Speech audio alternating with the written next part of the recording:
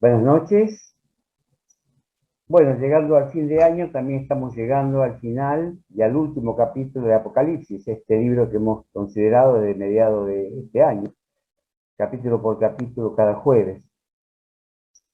Ese capítulo 22 quizás podría ser la contratapa de la Biblia, en el sentido de que el otro sería Génesis. Hay muchos aspectos de este capítulo que tienen semejanza con el libro de Génesis. No es el propósito, pero evidentemente llegamos podríamos decir, al último mensaje de Dios para la humanidad.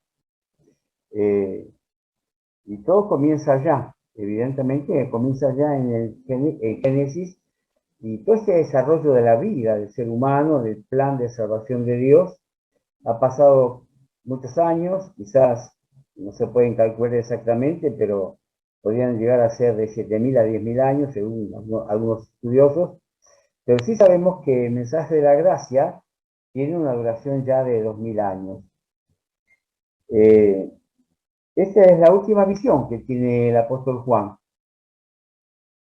y es la visión ya de la gloria de Dios. Eh, Dice la palabra, vamos a leer el capítulo, entonces luego lo vamos a analizar por párrafo o versículo por versículo. Dice así Apocalipsis capítulo 22. Dice Juan, después me mostró un río limpio de agua de vida, resplandeciente como cristal, que salía del trono de Dios y del Cordero. En medio de la calle de la ciudad, y aún del otro lado del río, estaba el árbol de la vida, que produce 12 frutos, dando cada mes su fruto, y las hojas del árbol eran para la sanidad de las naciones. Y no habrá más maldición, y el trono de Dios y el del Cordero estarán en ella, y sus siervos le servirán. Verán su rostro, y su nombre estará en su frente. No habrá allí más noche, y no tienen necesidad de luz de lámparas ni de luz de sol, porque Dios el Señor los iluminará y reinará por los siglos de los siglos. Y me dijo estas palabras: son fieles y verdaderas, y el Señor, el Dios de los espíritus de los profetas, ha enviado su ángel para mostrar a sus siervos las cosas que han de suceder pronto. Y he aquí, vengo pronto, bienaventurado el que guarda las palabras de la profecía de este libro. Yo, Juan, soy el que oyó y vio estas cosas, y después que las nubes hube oído y visto, me postré para adorar a los pies del ángel que me mostraba estas cosas.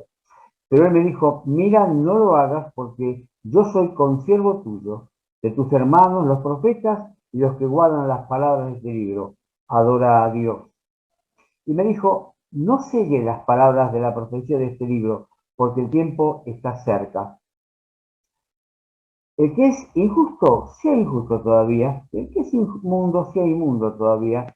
El que es justo, practique la justicia todavía. Y el que es santo, santifíquese todavía.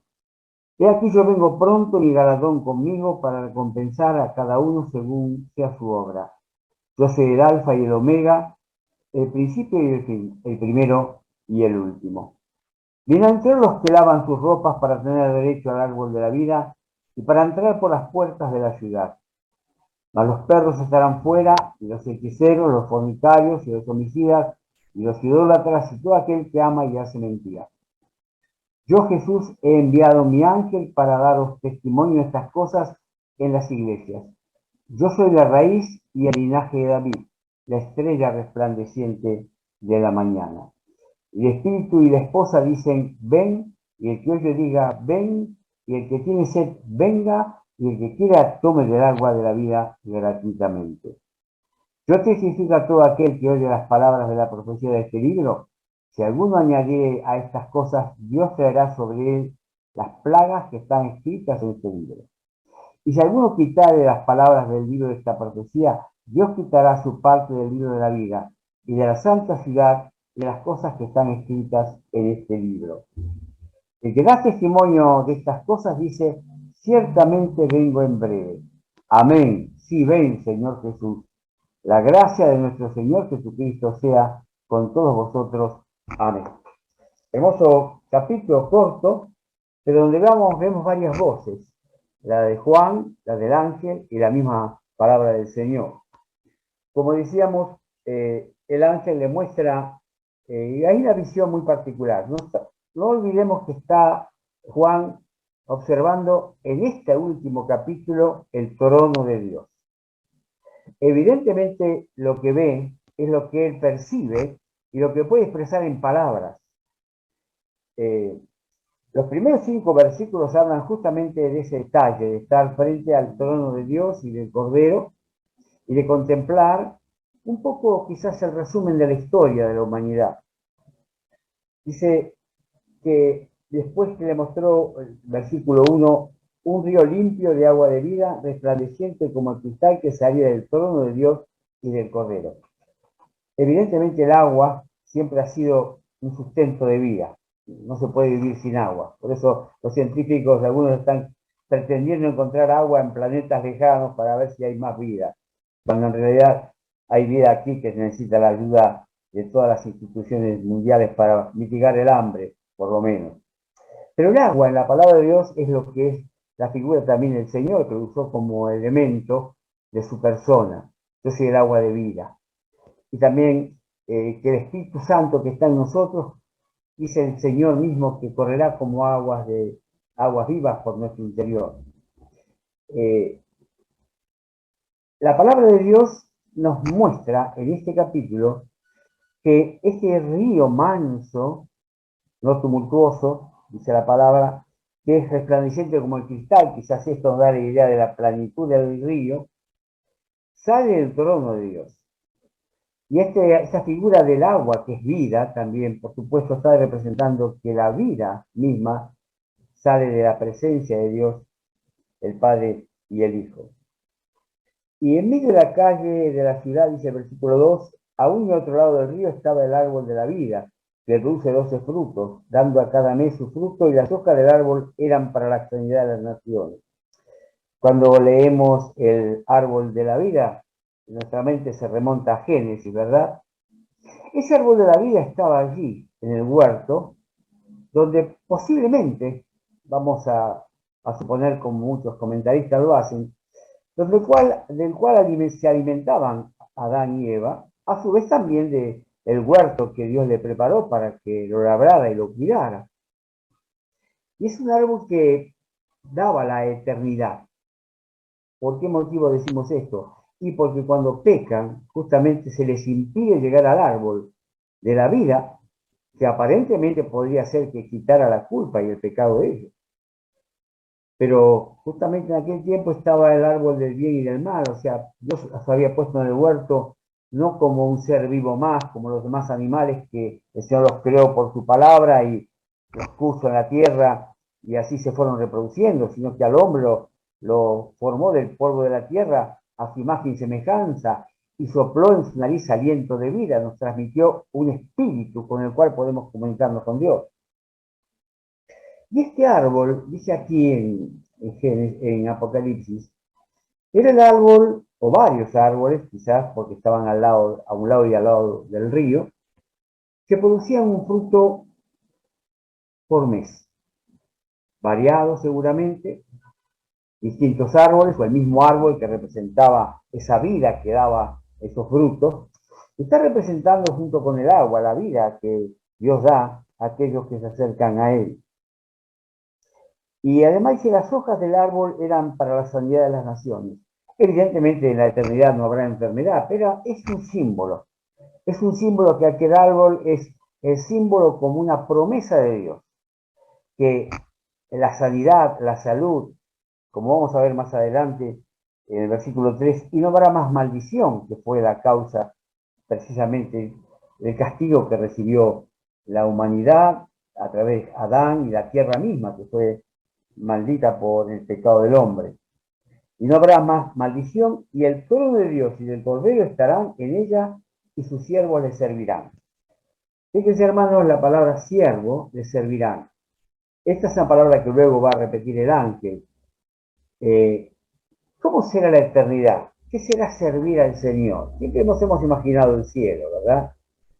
Quizás cuando hablamos del cielo para las personas, algunos pensarán que podría ser algo aburrido, Evidentemente porque no conocen la esencia de ese cielo que es Dios mismo y el Señor Jesús, al cual anhelamos ver, que Él dio su vida por nosotros. Y verán su rostro y su nombre estará en su frente. Posiblemente el rostro de Dios, que es un ser invisible, no se ha visto, pero como mismo el Señor le dijo a sus discípulos cuando Felipe le dijo, muéstranos al Padre y nos basta, Felipe, quien ha visto al Padre, a mí, me ha visto al Padre. O sea, el Señor es la representación del Padre, visualmente hablando. O sea, lo que más anhelamos es ver el rostro del Señor. Mismo el Señor se lo dice a sus discípulos, no veréis más mi rostro hasta que se cumplan los tiempos. Y evidentemente esa será una gran satisfacción de servicio. No sabemos qué tipo de servicio, pero fíjense hermanos que hay muchas promesas que se reúnen en estos pasajes y gobernaremos, reinaremos con el Señor. Y a veces quizás nos limitamos por nuestra percepción corta y pequeña, que son nuestros sentidos, a pensar que el ministerio, el servicio de muchos cristianos a través de todas las épocas que el Señor ha podido reunir bajo su cruz, sean solamente para aquí esta tierra. Quizás el servicio sea también en otros mundos, en otras galaxias. Vayamos a saber cuál es el destino.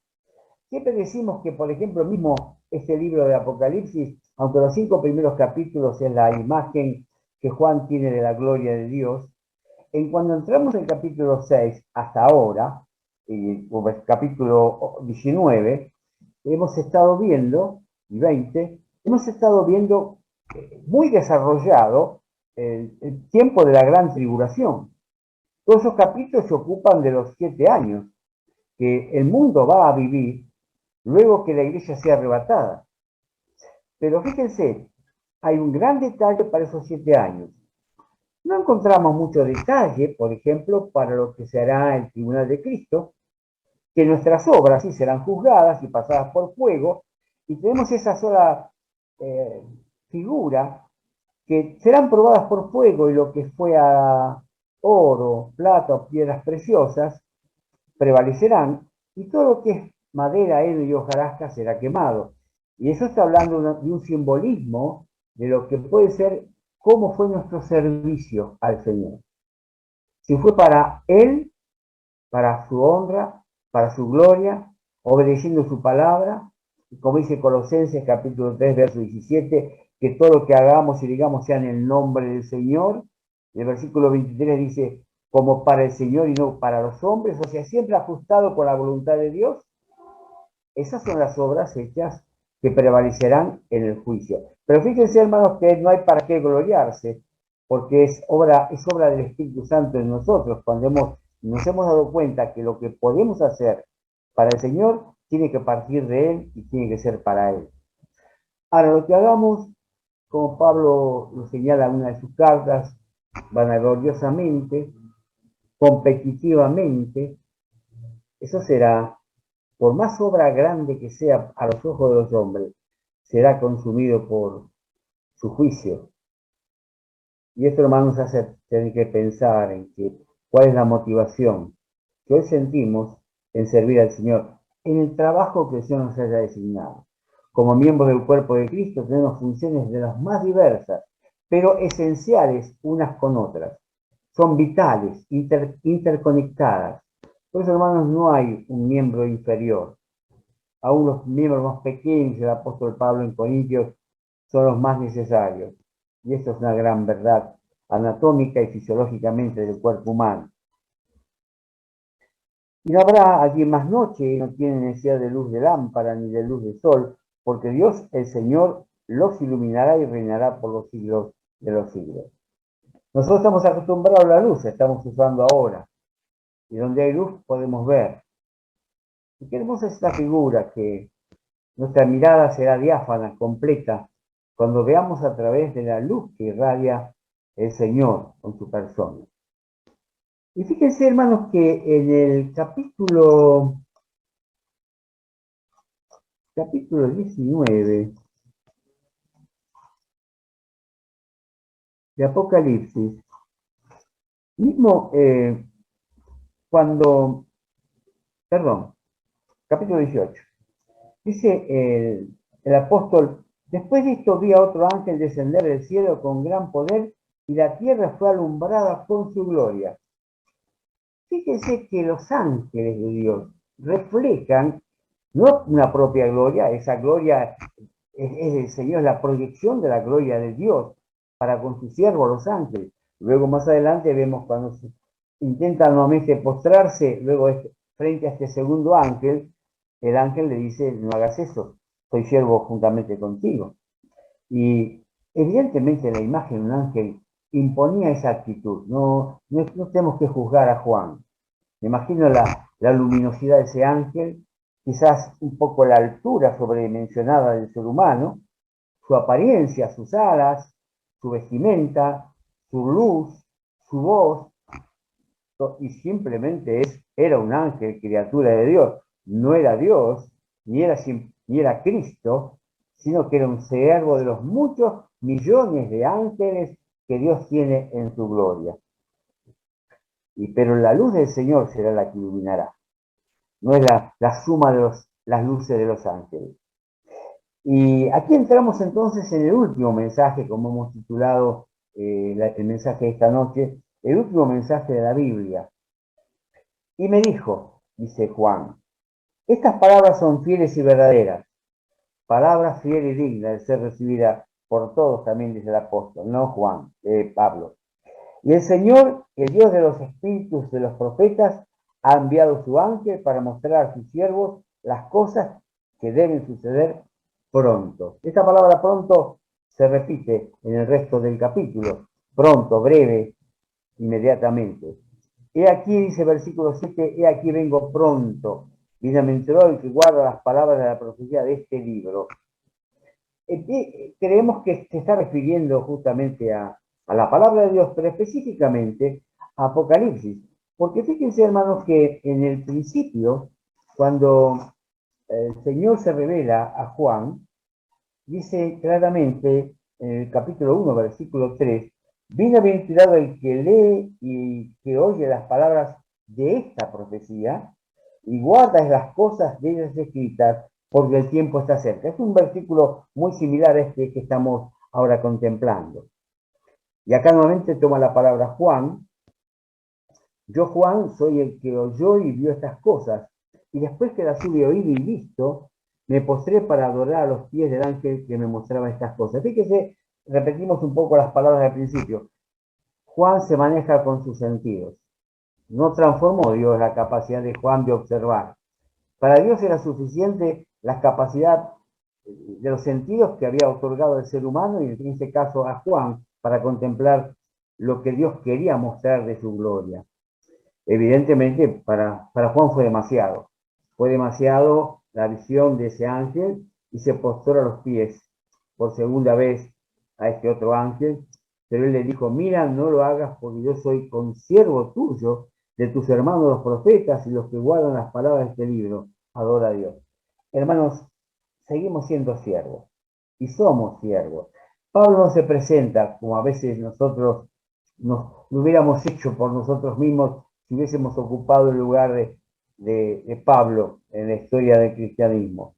Pablo es siervo de Jesucristo. Siempre se presenta así en sus cartas. Y aquella palabra muchas veces es la traducción de doulos, o sea, un esclavo, un siervo voluntario para con Dios. Y dice, y me dijo, no selle las palabras de la profecía de este libro porque el tiempo está cerca. Antiguamente dijo que lo sellara, porque faltaba un tiempo. Pero ahora no. Ahora el mundo, hermano, este es el mundo nuestro, es el mundo actual. La palabra de Dios no tiene que estar sellada, tiene que ser comunicada, abierta, transferida a aquellos que nos rodean.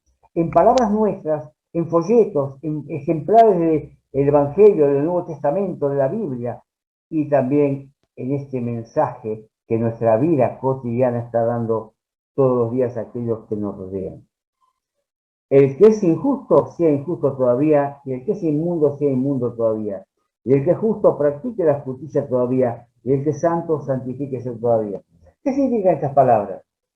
El Señor sabe que el mensaje del Evangelio que transforma las vidas Es un mensaje que tiene que ser recibido por el ser humano.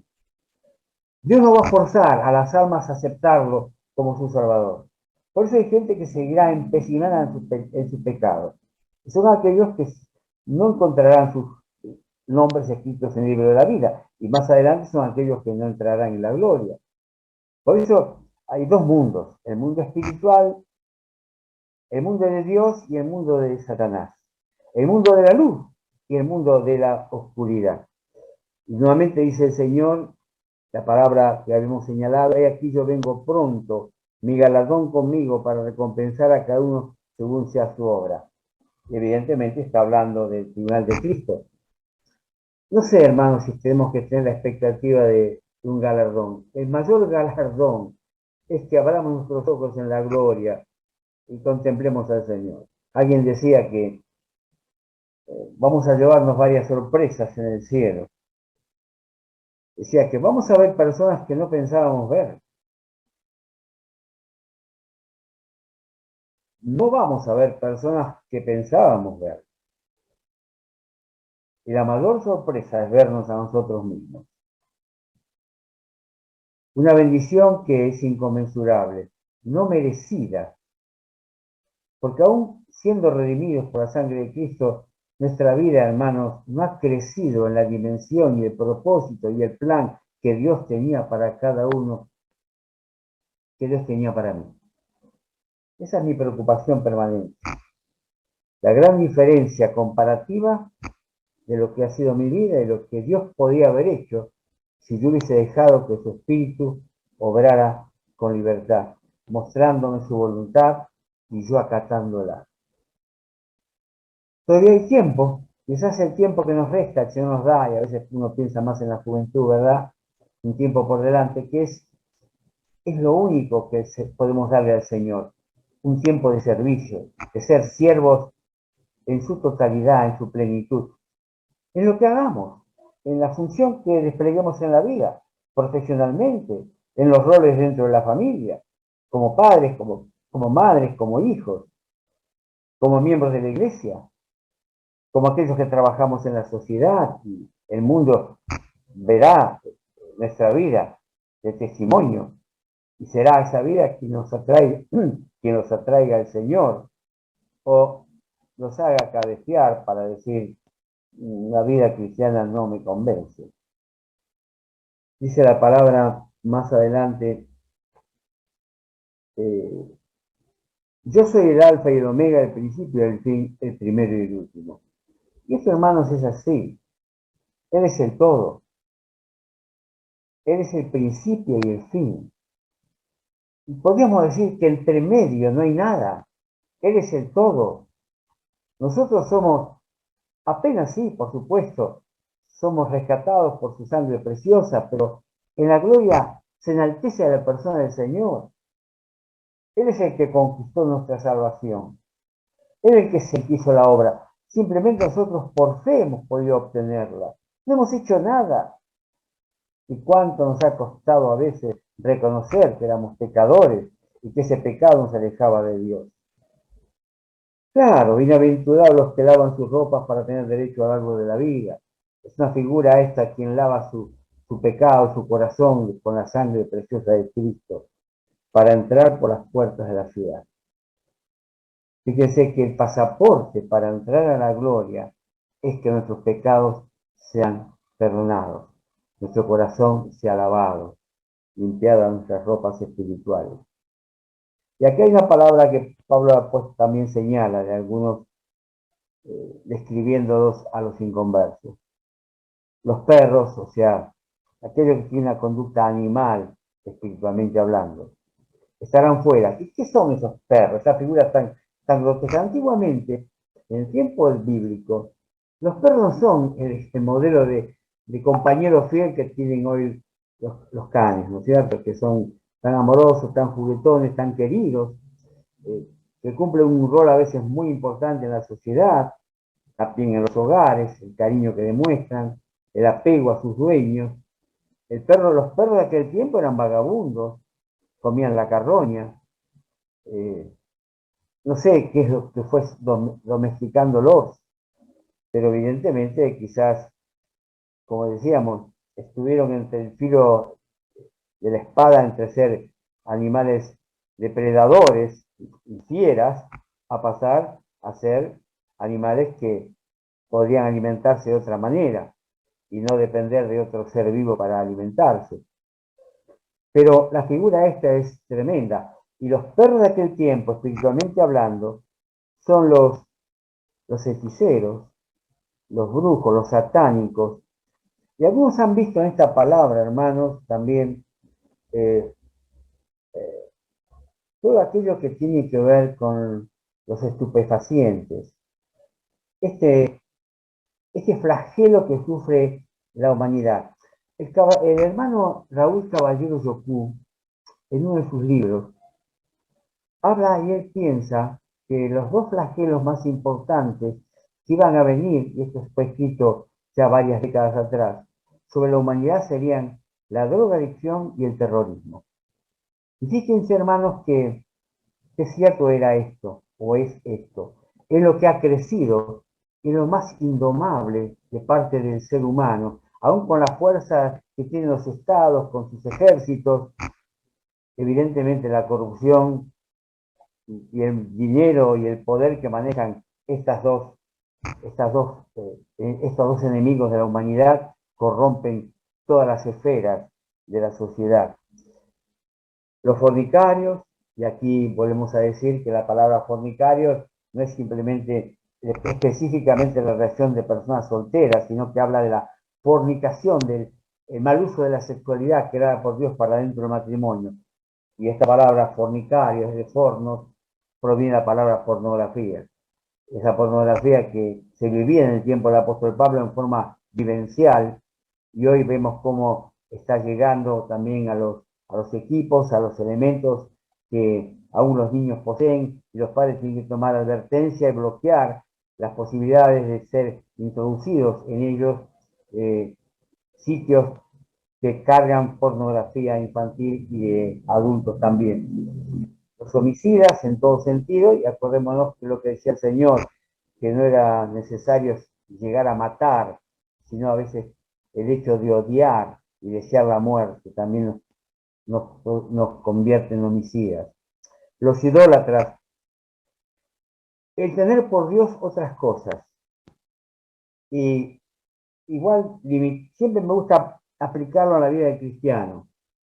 No somos idólatras, evidentemente no pensamos en otro Dios que no sea el nuestro, pero ¿a qué le damos preferencia? El Señor en Mateo capítulo 6 lo dice claramente, buscad primeramente el reino de Dios y justicia, primeramente. ¿Qué es lo primero en nuestra vida? ¿Qué es lo que ocupa nuestro despertar, el día, las horas, el cansancio, el esfuerzo, el entendimiento, el dinero? ¿Y con cuál nos acostamos? ¿Con qué soñamos en la vida? Eso podría estar desplazando a Dios y para Dios convertirse en un ídolo. Y todo aquel que ama y hace mentira.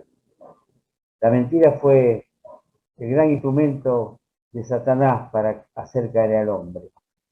Y ha llevado a la humanidad, precisamente la mentira, el principal pecado, que cubre los demás pecados, o intenta cubrir todos los demás pecados, por lo menos frente a los ojos de los demás. Siempre frente a cualquier pecado se miente, no, yo no fui, o yo no hago eso. Siempre la mentira está asociada a todos los pecados. Yo, Jesús, otra vez vuelvo a hablar el Señor, he enviado mi ángel para dar testimonio de estas cosas en las iglesias.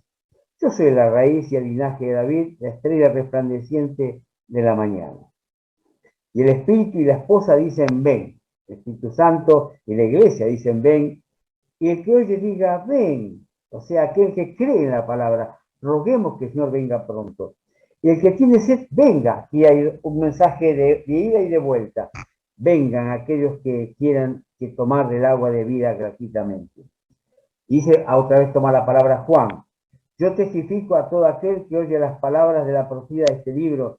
Si alguno añadiere a estas cosas, Dios traerá sobre él las plagas de estas escritas en este libro. Y si alguno quitare las palabras de este libro a esta profecía, Dios quitará su parte del libro de la vida y de la santa ciudad y de las cosas que están escritas en este libro.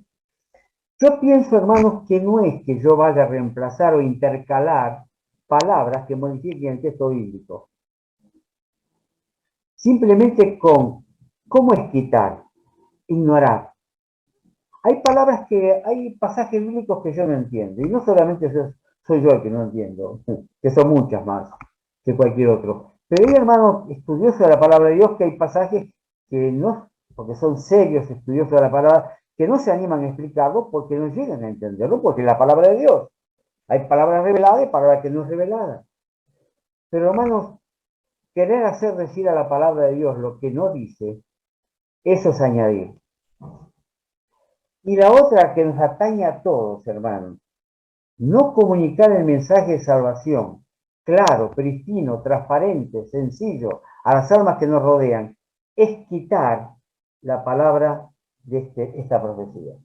Y toda la palabra es profecía, porque el mensaje del Evangelio es profecía, porque profetiza el destino de aquellos que aceptan a Cristo y profetiza el destino de aquellos que rechazan a Cristo.